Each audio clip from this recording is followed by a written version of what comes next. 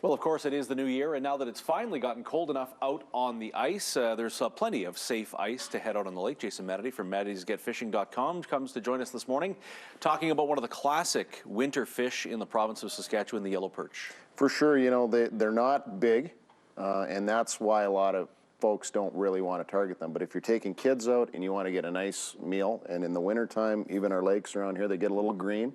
That cold water rejuvenates the flesh of those fish, and they all taste really good. Perch is a perfect target fish. I know we were talking in the break. You can get some quality ones that are around a foot long, but typically it's about the numbers, and that's why they're such a fun fish to go for in the winter, because you get numbers, not necessarily you know, one or two big ones. I was talking in the break that in the summertime, perch is almost, I refer to it as a disappointment fish, as you're out for the big species. In the winter, things have to change because of the dormancy patterns of the fish that are in the water. Yeah, for sure. Walleye and even pike at times, they kind of slow down as the water continues to cool, and that's really what happens as winter progresses. The lake gets colder and colder and colder.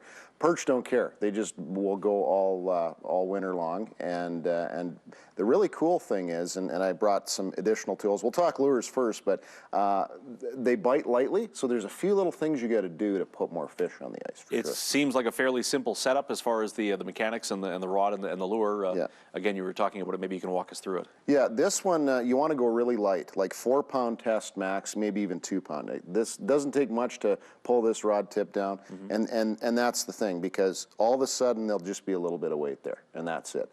And we like any style of smaller jig, 1/8 ounce and smaller.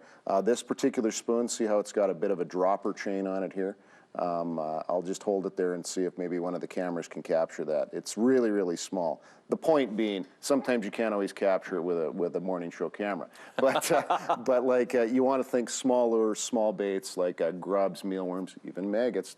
Kind of gross out the girls, but they work deadly. And you can really up your chances if you add one of these underwater cameras. You talk about the underwater camera. It's become a staple as far as the arsenal is concerned. You got a neat little setup here, and it's all, in this day and age, high on the technology.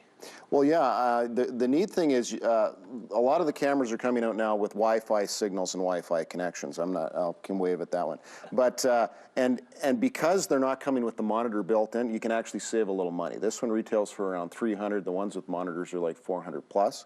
But the cool thing with this one is I've also logged in on my phone. So, you know, if you want to run to the truck for a sandwich or something, you can see on the phone, well, what are they doing down there? Do I want to stay in the truck and stay warm, or do I want to go back to the tent? And you can actually see if there's fish if your buddy's still in the tent.